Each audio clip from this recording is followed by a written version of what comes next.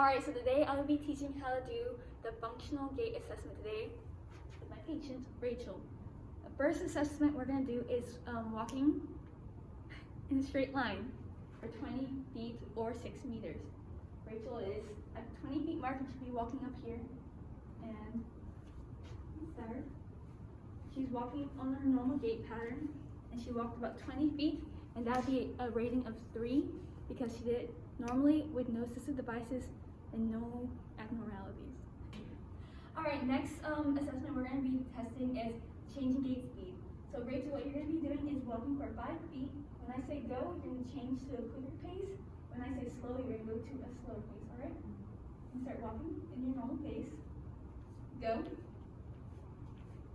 Slow. I would rate Rachel a 2 because whenever she took off for go, she could not walk in a faster velocity. Next assessment that we're going to do is gait with horizontal head turns. So Rachel, what you're going to do is every 3 steps, you're going to turn your head to the right, and the next 3 steps, you're going to turn it to the left. We're going to do this twice, alright? Let me start.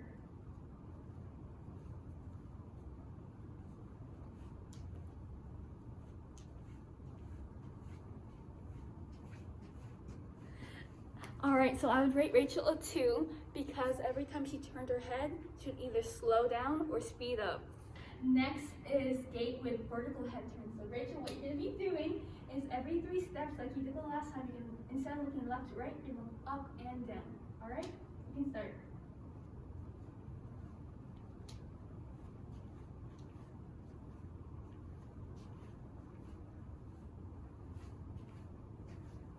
Alright, I would rate Rachel a 2 again because every time that she changed her head position, she would slow down or speed up.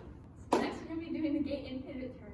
So Rachel, whenever I tell you to turn and stop, I want you to turn as quickly as you can and stop right there, alright? You can start walking. Turn and stop.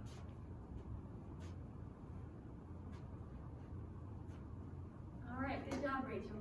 I would rate Rachel a 1 because she had a slow turn to catch her balance and she took small steps.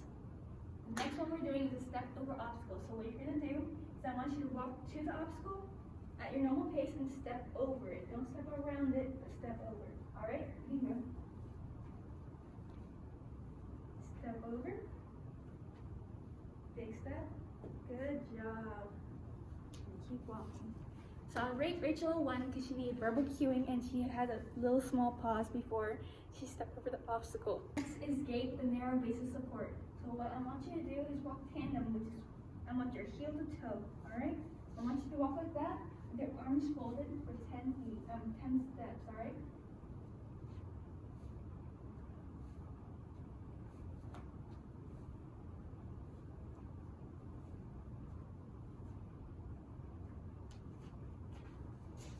Alright, so I would rate Rachel a 2 because after her 7th to 8th step, she started losing her balance.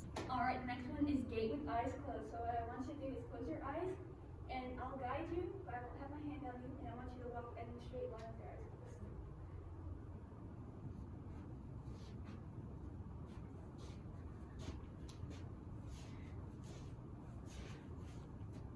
Alright, you can open your eyes.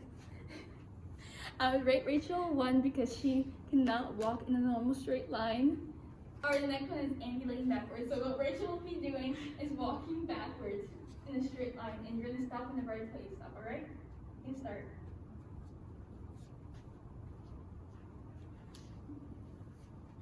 Okay, you're good. You can stop. I would rate Rachel a 2 because she had an abnormal gait and she changed in speed. The next one we're going to do is ambulating up the stairs. So what Rachel is doing is she's walking up the stairs and then on the top she turns back and walks right back down. Alright, you can start.